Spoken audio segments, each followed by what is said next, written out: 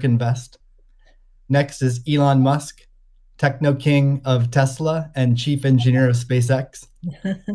And finally, Jack Dorsey, CEO of Square and CEO of Twitter. So we have a lot to talk about today. So let's get to the talk and get right to it. I'm going to start off by asking each of you a question, which is, what's shaped and influenced your views on Bitcoin? And let's start with Cathie. Okay, Steve, thank you. Well, the first thing was our focus on disruptive innovation.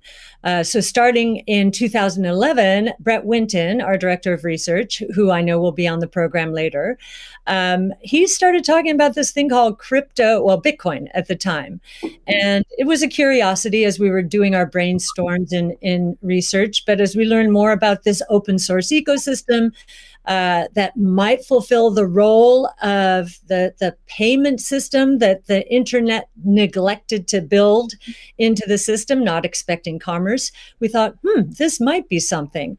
And then I became even more interested when I realized that my economics would come into play as well here. And Art Laffer, my mentor from USC, and a monetary scholar, in 2014, I asked him if he would collaborate on a paper on Bitcoin.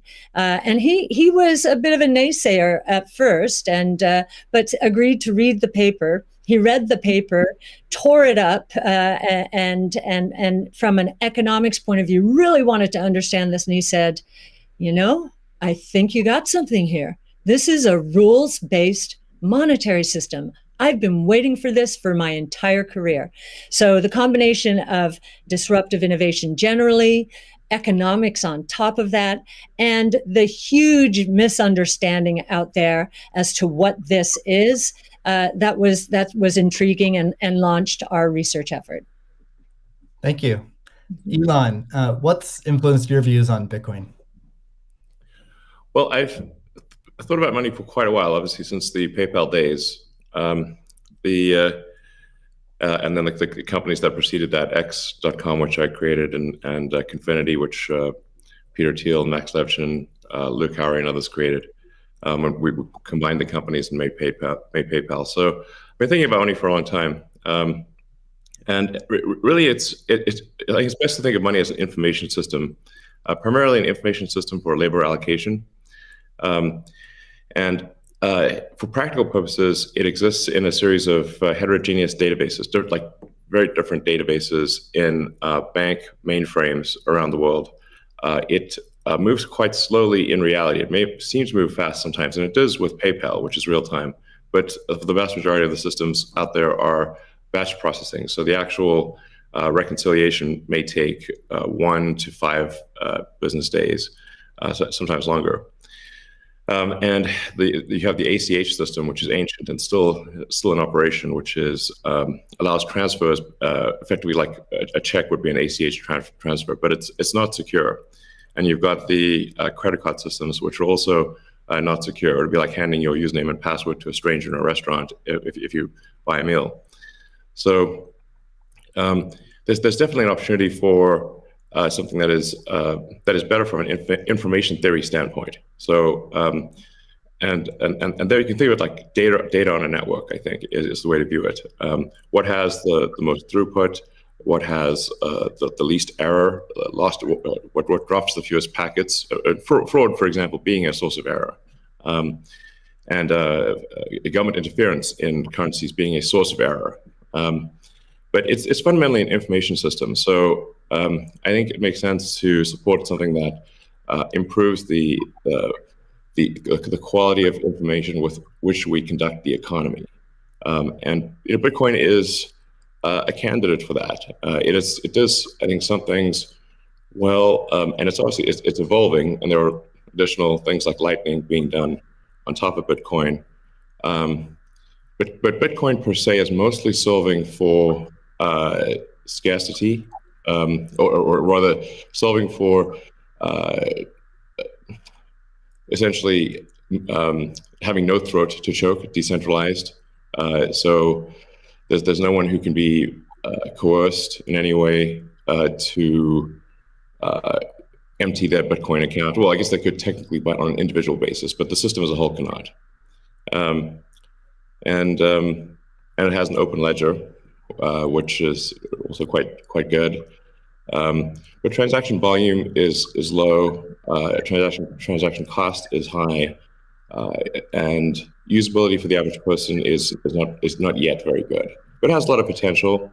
And I should say that, like, I'm not, and I apologize for taking a long time, but there certainly is a lot to say. In general, I'm a supporter of Bitcoin and the idea of cryptocurrency in general. But as I've said publicly, we do need to watch out for crypto taking, especially Bitcoin, using proof of work to maybe use energy that's maybe a bit too much and not necessarily good for the environment. So, but on balance, I support Bitcoin, and I'm not an investor. The only publicly traded stock I own is Tesla, and the only significant thing I own outside of Tesla is my SpaceX stock that could help create both companies. So, but apart from that, I do own Bitcoin, and Tesla owns Bitcoin, SpaceX owns Bitcoin, and I do personally own a bit of Ethereum and Dogecoin, of course. So. Okay, great, thank you. And we'll get into some of those issues in more depth as well. Jack, how about you? What shaped your views of Bitcoin? The network and the community. It's deeply principled. It's weird as hell. It's always evolving, and it just reminded me of the internet when I was a kid. And I encountered alt cypherpunks when I was fairly young, and this was a topic of discussion for years. I didn't touch it until 2008 when we started Square. Elon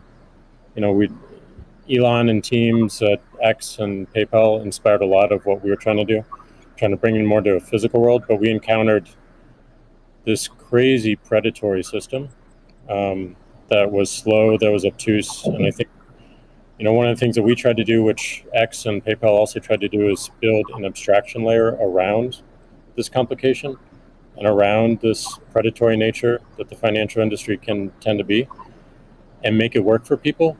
But when I saw Bitcoin in 2009, you see a chance to replace the whole foundation. And everything that Elon was talking about in terms of ACH and the credit card networks were built with very different agendas in a very different time frame. And it's crazy that they still exist, and they have scaled, but they just are not relevant to today, and they're certainly not relevant to the future, especially when you consider the entire world and countries like Nigeria or Ghana or India, and its interconnection with countries like the United States and Canada and all over Europe. So what really drove my thinking and drives my passion around it is, like, if the internet gets a chance to get a native currency, what will that be? And to me, it's Bitcoin, because of those principles, because of that creation story, because of its resilience, because of the number of tests it's been. But what inspires me the most is just the community driving it.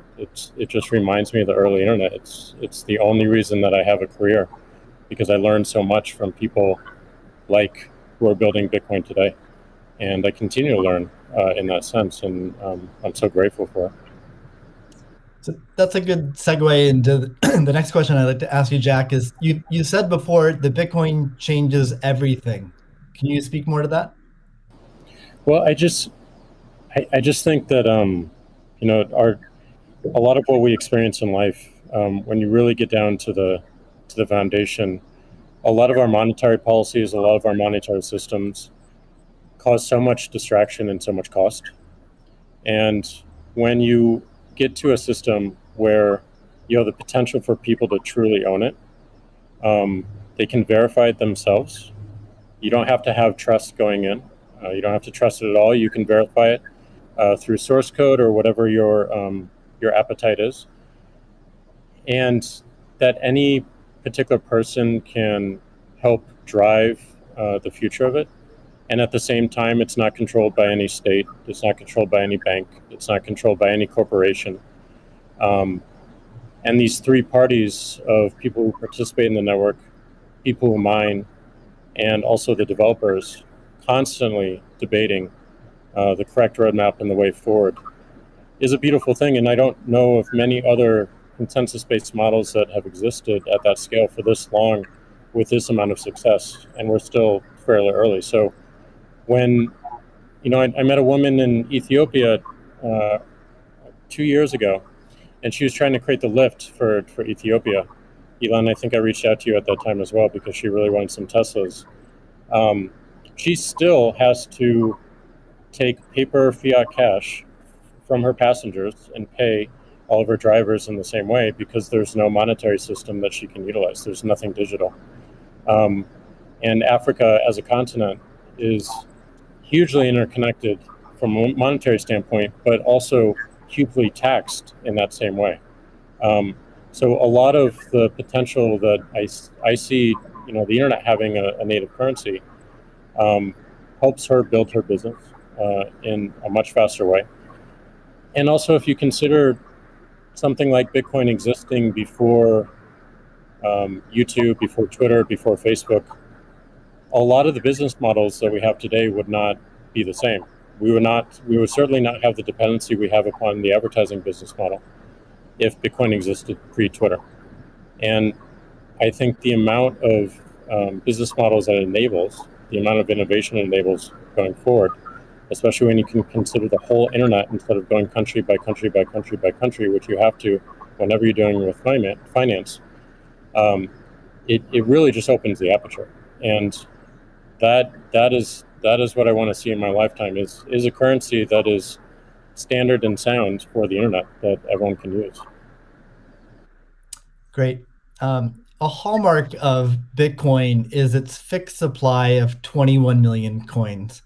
Elon referenced that earlier. It may be the first system that humans have created that humans cannot later change. Cathie, I'm curious, with your background in monetary history and macroeconomics, what are your thoughts on that type of system? Oh, well, I'll recount the story about Art Laffer and our going through the paper. And he said, as I said, first rules-based monetary system, global, ever. This is a very big idea. Once we had convinced him of the ecosystem itself. Now, this is the role that it's playing, given that the rule is a quantity rule, that 21 million units, is really a store of value role. So there are three roles of money. Store of value, very important. The means of exchange, so for transactions, and the unit of account. Every good priced in terms of whatever the unit is. So store of value is its primary use right now. The others exist. Unit of account, reserve currency of the crypto asset ecosystem. That's being seeded a little bit towards stable coins right now. But the store of value is a very big role. And means of exchange with apps built on top of the Bitcoin blockchain, we think is going to become more of a reality. Right now, high value transactions take place over Bitcoin, and that is a very useful role. So we look at those, and I remember saying to Art, "How big could this be?" And he said, "Well, how big is the U.S. monetary base?" Well, today it's $8 trillion. $8 trillion. At the time we were talking, it was $4 trillion. So we've gone through another crisis since then. And so the store of value, this idea that purchasing power will go up over time if demand rises relative to supply. Supply ultimately fixed at 21 million units. That's a very good thing. Purchasing power going up globally around the world. and this idea that it's a hedge against confiscation of wealth. And that can take place in a myriad of ways. But inflation, and especially hyperinflation in emerging markets, is the primary way. Talk about destroying purchasing power. So that's a very big idea. And I'll also mention deflation. In some ways, it's a hedge against deflation. I know some people are confused that we at ARC think that we're in a deflationary environment here in the United States. If that is true, the odds of a hyperinflation in the rest of the world, especially in emerging markets, is also true. So, but this deflation, and we learned from 0809, there's counterparty risk associated with deflation. And I think Bitcoin would be a hedge against that eventuality as well. So it's a very big idea. Right. I suspect among us, there's not a lot of debate about Bitcoin's potential as a store of value. But Jack, you referenced earlier it being or becoming the native currency of the internet. Can you speak more to that, and also how it relates to maybe how institutions think about it? Yeah, I mean, like just simple example. If I happen to be in Ghana and my family is in Nigeria, currently I can take anywhere from and I need to send money back, anywhere from 10 to 30% off the top just to send that money back. Whereas if you just focus on the worldwide remittance problem, Bitcoin solves so many of those problems today instantly without having to go through any intermediaries or any slowness or complicated systems that a corporation or a state created. So I think having sound money that is separate from the state is the idea. Having it completely verifiable by everyone, including the state, including corporations, including individuals, including developers who want to build on top of it, is quite powerful, and that's what keeps it secure and strong. And I think that's we need more of that, which is why one of the reasons why this conversation is so important is as entities come into the space, it's not just buying an asset and holding on to an asset and treating it as an investment. There's something special that created this, and something precious and something very unique, which has to be protected, and we need to do whatever we can to help that thrive as well. Elon, I'm curious your opinion on this. You mentioned earlier about Bitcoin's throughput, or the importance of throughput, maybe some concerns around Bitcoin. Can you speak? Do you think Bitcoin can become peer-to-peer cash? Well, Bitcoin does have a fundamental scarcity limit at the base layer that's designed in.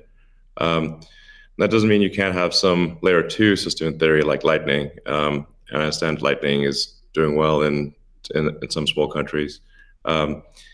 There's some question mark as to whether you need a money transmitter license.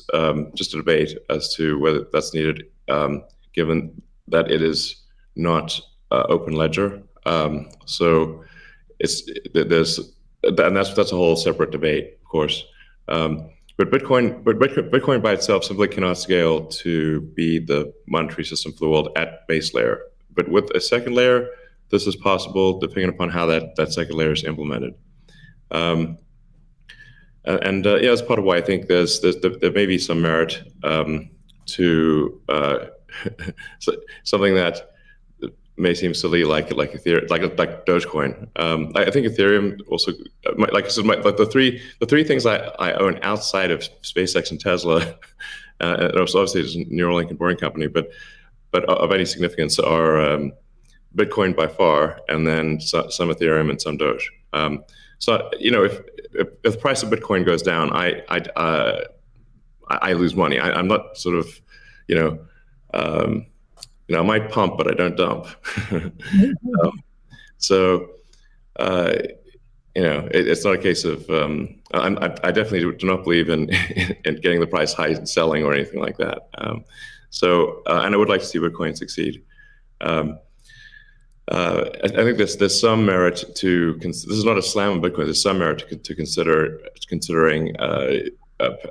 something that has higher max transaction rates. And a lower transaction cost. and kind of seeing how far you could take a single layer network where the exchanges act as a de facto second layer. I think you can probably take that further than people realize. And as bandwidth increases over time, latency decreases. SpaceX's Starlink is actually playing a role in this.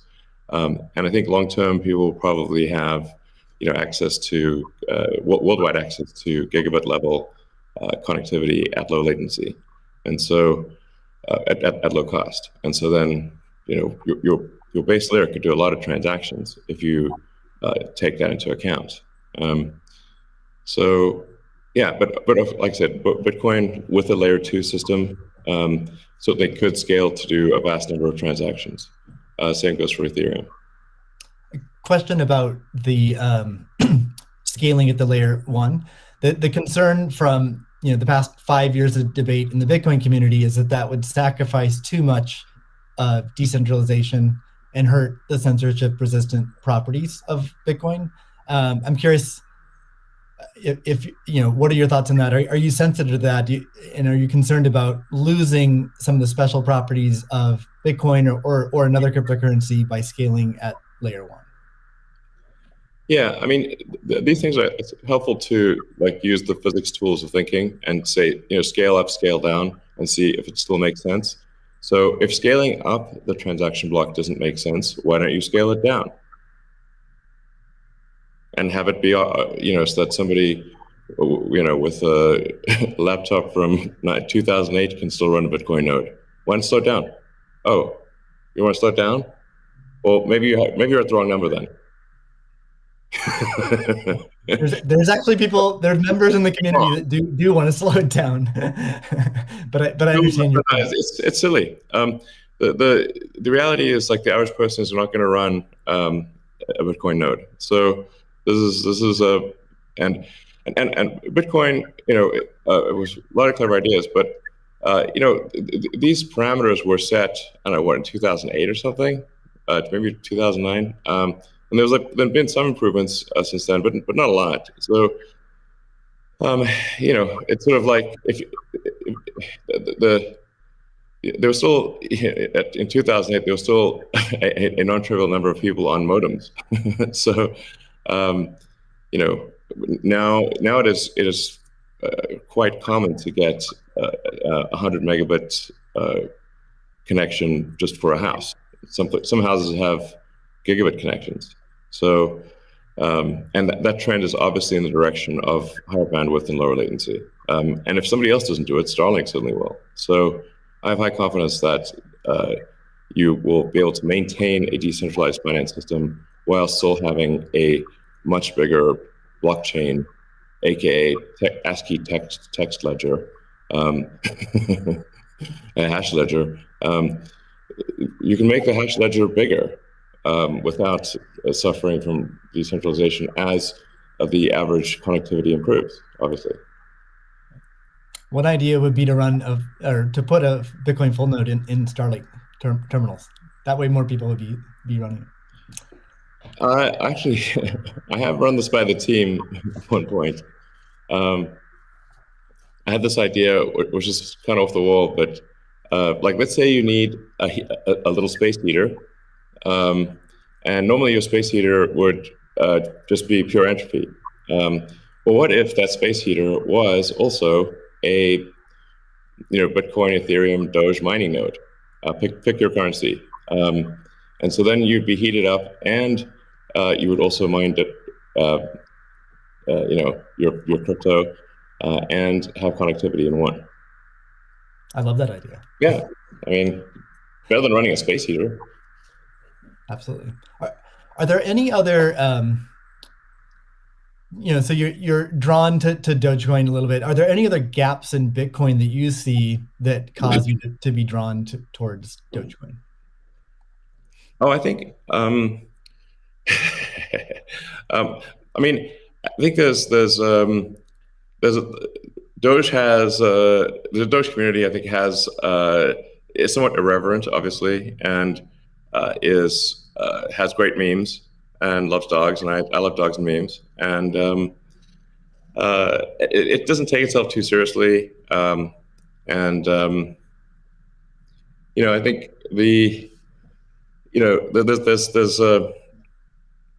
there's Occam's razor, which is the simplest answer is the most likely. It's a summary of Occam's razor. The simplest answer is the most likely one. Then there's a friend of mine came up with a variant on that the most ironic outcome is the most likely one. And then I have a variant on that, which is the most entertaining outcome is the most likely one.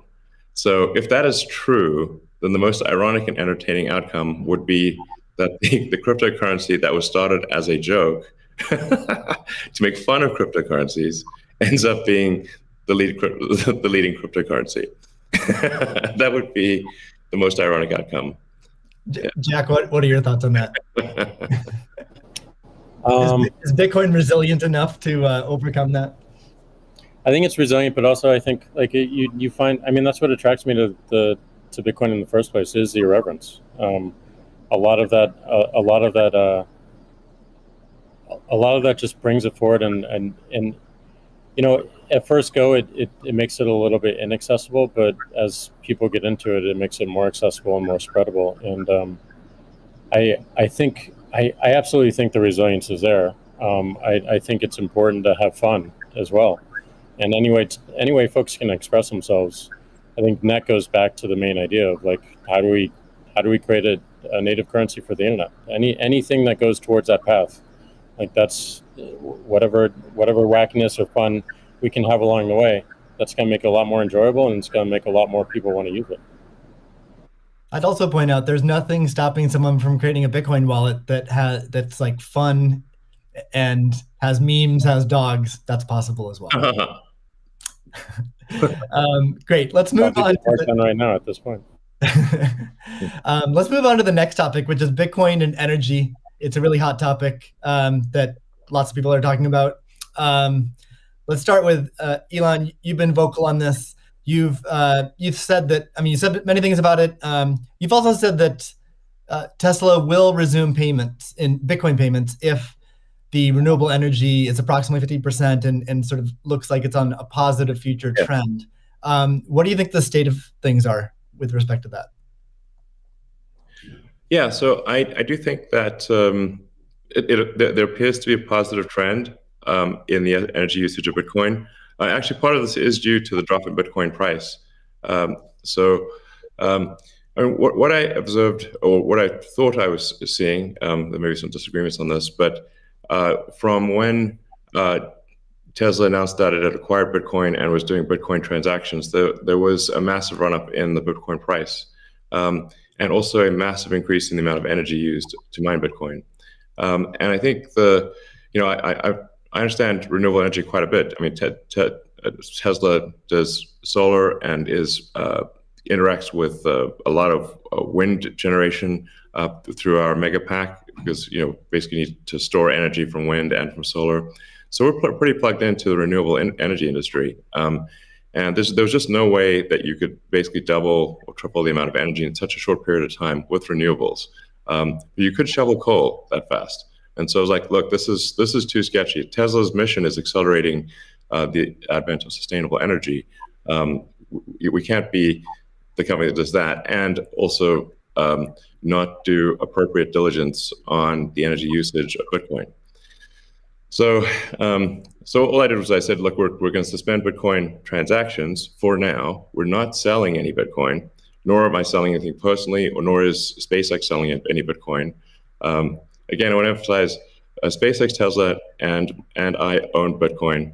I also own a little bit of Ethereum and Doge, but the companies just own Bitcoin, and the Bitcoin that I own is worth much more than the Ethereum or Doge. So clearly, if I'm, if these actions negatively affect me financially, if I was purely financially motivated, then I would not express this reticence about Bitcoin energy usage.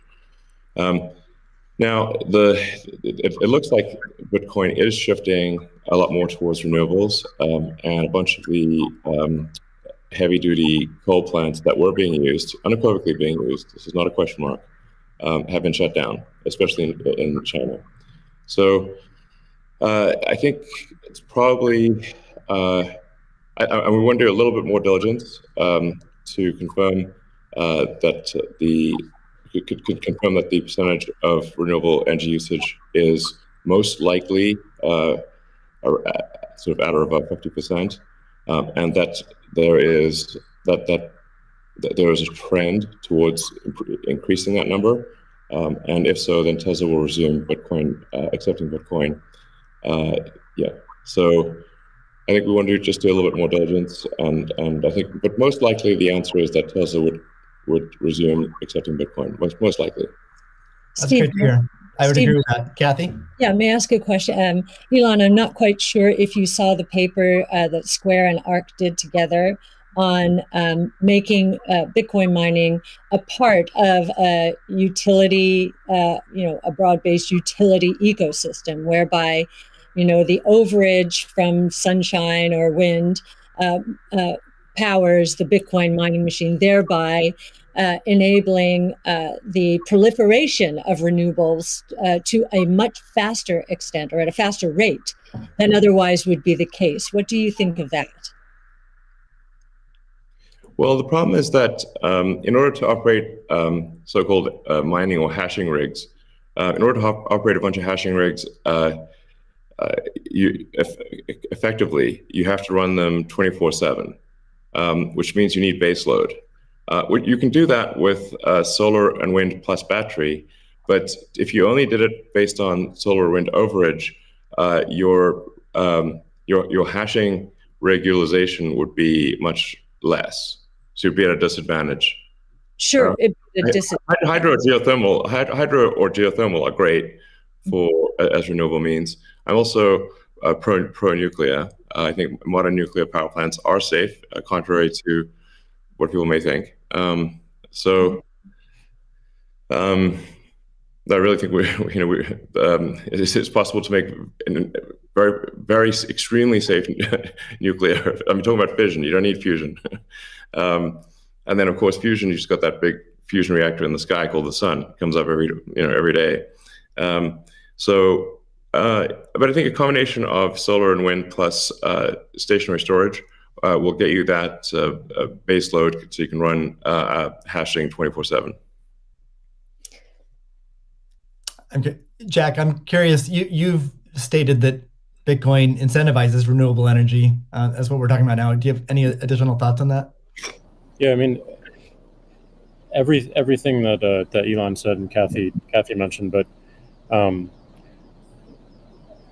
it's also incentivizing a lot of innovation in just energy space, and just like looking at unused energy. There's a company called Great American Mining that caps the methane flares on oil fields to power their rigs. And you just imagine, and you mentioned nuclear, Elon, as well, and just imagine all the unused energy that is just being wasted every single day. And being able to get that energy and converting it into a secure, sound money system for the planet feels like a worthy trade-off. And that's the sort of incentive that I think is most powerful, is like, how do we reuse what is being currently just dumped on the ground and wasted and not considered, and how do we do that at scale? And I think that's a bigger conversation that I think is missing. But I agree with everything that Elon has said, and also the paper we put forth. I'm curious if any of you have thoughts on how what the industry can do to accelerate the transition to renewable energy. And like Elon specifically, could Tesla Energy or Starlink play a role? Well, I think Tesla can play a role.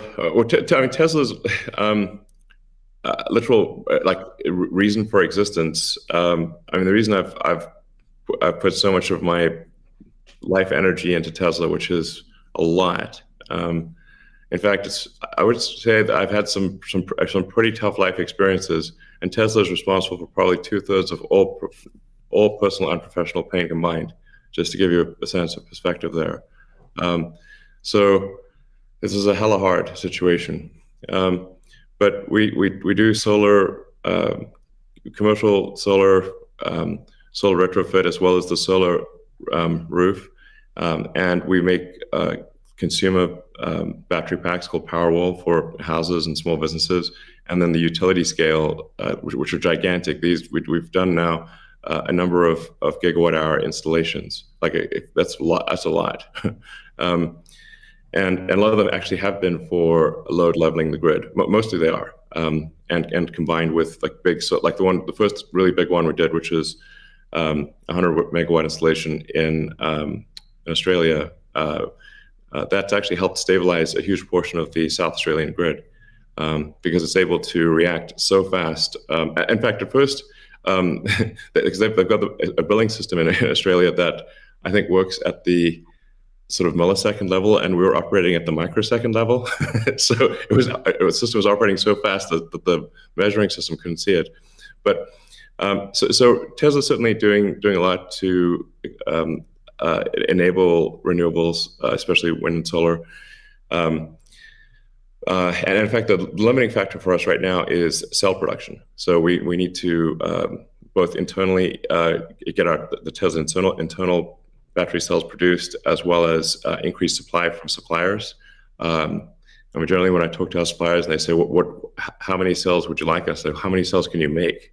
Because sometimes they're like concerned, like, well, is Tesla going to compete with them on cells? I'm like, no. If you want to make the cells, be our guest. It's just that we need a crazy number of batteries, and they need to be done. It obviously needs to be mined and produced and manufactured in an ethical and environmentally sound way. So, at Tesla, we really do aspire to be the good guys, to be a company that people can believe in. It doesn't mean we don't make mistakes, but that's what we try. So, but I think generally hydro, especially existing hydro, is good for mining. Geothermal, there's lots of places in the world that have geothermal energy. Like I said, nuclear is also good. I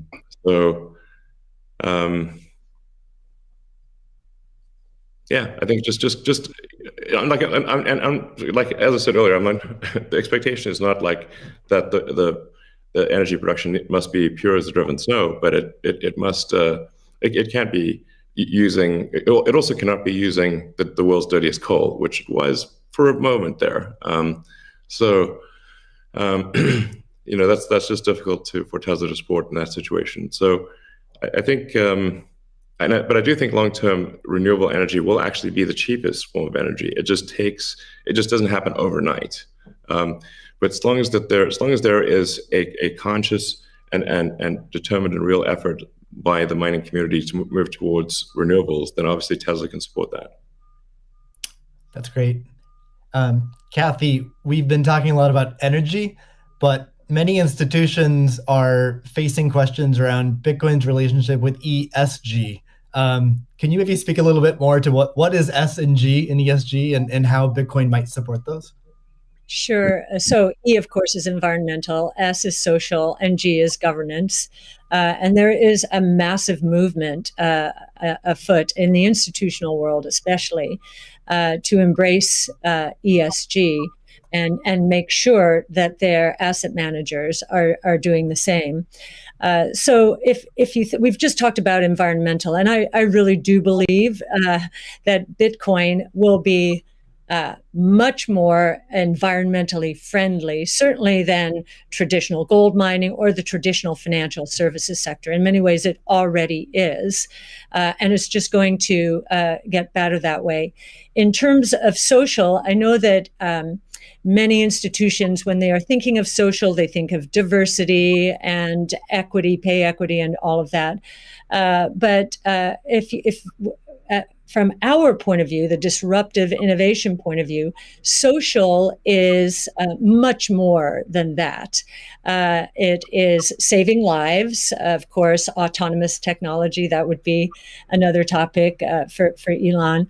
But in this case, allowing access to payment technology, as Jack is saying, everywhere around the world without friction. And just back to the remittance example, I think if I've got these stats correctly, there are certain countries in the world that are incredibly dependent on remittances for GDP.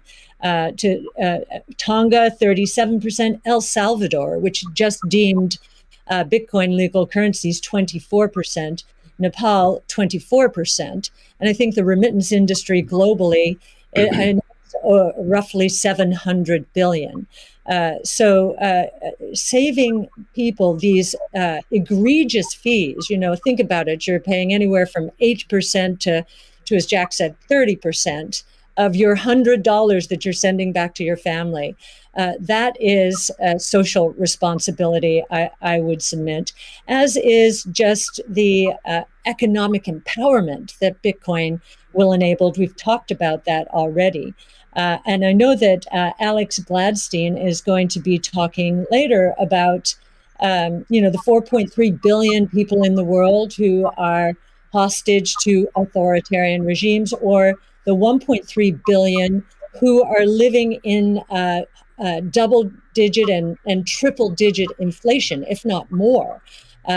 Saving them from the destruction of their purchasing power certainly is a noble social goal. So we expand social to be much more than the traditional ESG community.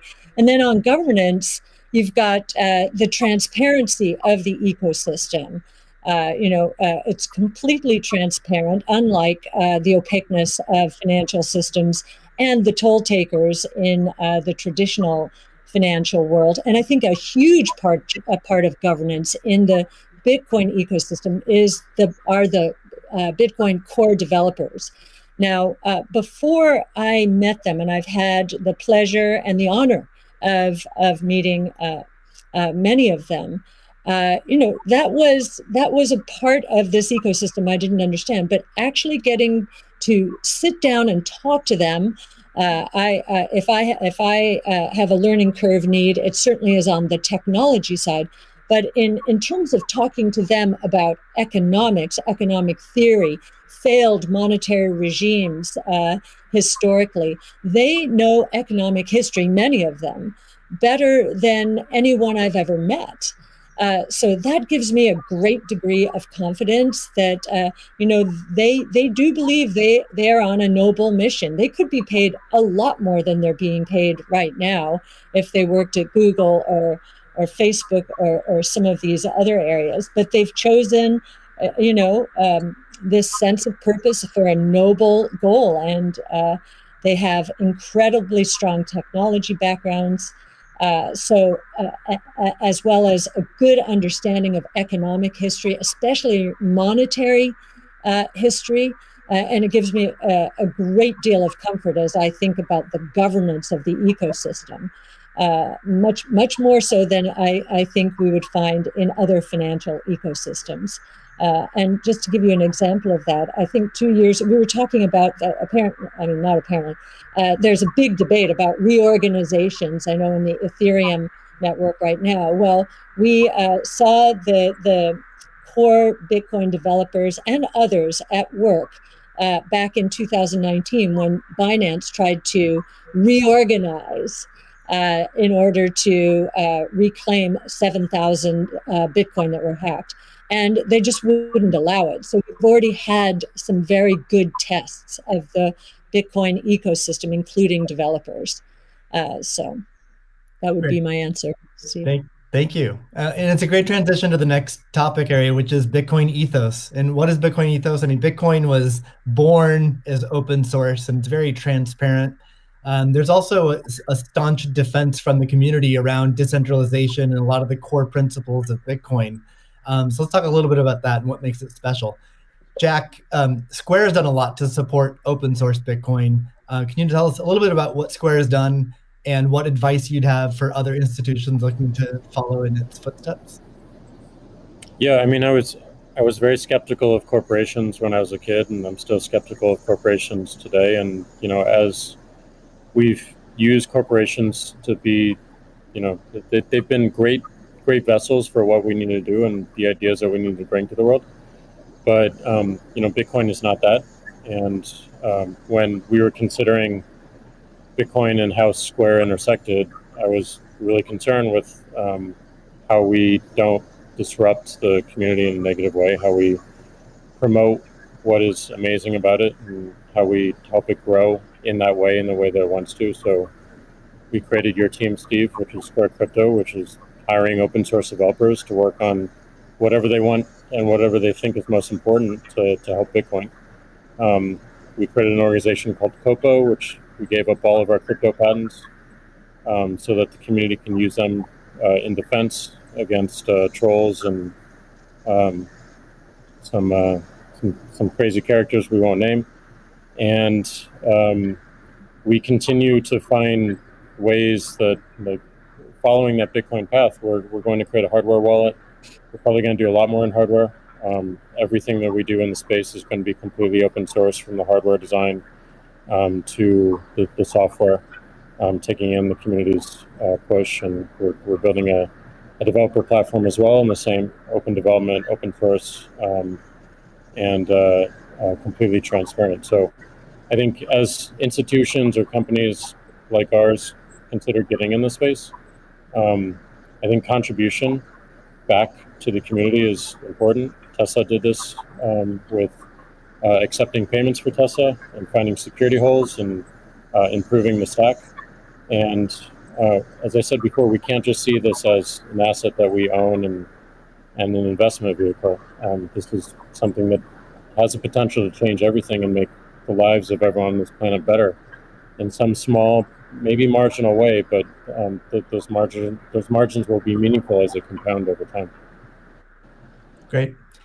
Elon, you've tweeted before that any wallet that doesn't give the user their private keys should be avoided at all costs. Can you tell us more about why is that important, and how does what's its relationship with decentralization? Well, it's difficult to say that if you own crypto in an exchange and the exchange does not give you your private keys, it's not clear that you own anything. I mean, if there's something that, if that exchange breaks or is hacked or or is subject to seizure by the government or something like that, your crypto is gone. So in order to actually have a properly decentralized finance, which I'm a fan of, I think it makes sense. Then you have to own your private keys, and you should be the only one who has your private keys. So if you're the only one who has the private keys, then you own it. If someone else has your private keys, effectively they own it too, and the security of your crypto is then dependent upon them or any entity that can affect them. So I think what Jack's doing sounds like a good idea to have a hardware wallet that's the only thing that contains your private keys. I think that's like in terms of sort of empowering the people, which I very much believe in.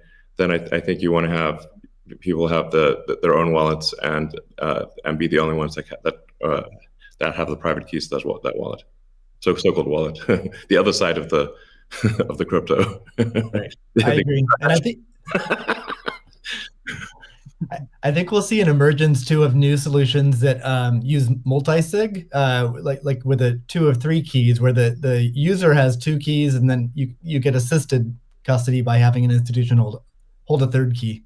Can be a good solution as well. Yeah. Well, you can just put your private key in something that has dual access or voting access as an application on an existing network. Right. So the Bitcoin community is known for staunchly defending Bitcoin's principles. Sometimes it can be rude and aggressive, but I think what it stems from is just a desire to not have wealthy or powerful people or institutions negatively impacting Bitcoin or sort of changing the rules in favor of them. I'm curious to hear from each of you what role you feel like you and your own institutions, your own companies, what role can you play in Bitcoin, and how do you positively impact it without having these negative drawbacks? Cathie, maybe start with you. Sure. Yes, Well, ARC has stood for two things: democratization and transparency. We're the closest you'll find to a venture capital fund in the public equity markets. And I kind of feel that Bitcoin, or we have Bitcoin's DNA from that point of view. One of the things in terms of democratization is education. We have one of our missions, values, is to educate, and I do believe that that some of Yassine El-Mandra's white papers. Yassine's our lead crypto analyst, who's worked very closely with you, Steve, on this conference, are helping the cause. We've done, and not only for retail investors, we found that we had to do a bit more when it came to institutional investors, just because of the way that they invest and the way they like to receive information. So just like in our investments, we've been the retail community has been more attracted to us first, and now the institutional community is coming along. So I do think our transparency of research, especially in the social world, social media, pushing our research out for free to anyone, is part of our way of helping the community. And I do think encouraging, and this is something that Jack just said, I would encourage the support of the Bitcoin core developer community. As I said before, it's amazing to me, having gotten to know some of them, how strong their sense of purpose is here. And so we'd like to be helpful in making that happen as well. That's great. Jack, how about you? How do you view your own personal role and the companies you run? I think my own personal role through the companies I run is to really push for more decentralization. Like everything that we intend to do with the wallet, being non-custodial, building a developer platform, focusing on non-custodial solutions. On the Square side is important, being completely open development and open source. But I also think it's important on the Twitter side as well. My biggest focus right now is on a decentralized social media protocol. We're calling it Blue Sky. It's super, super early, but we've learned a lot from what makes Bitcoin Bitcoin.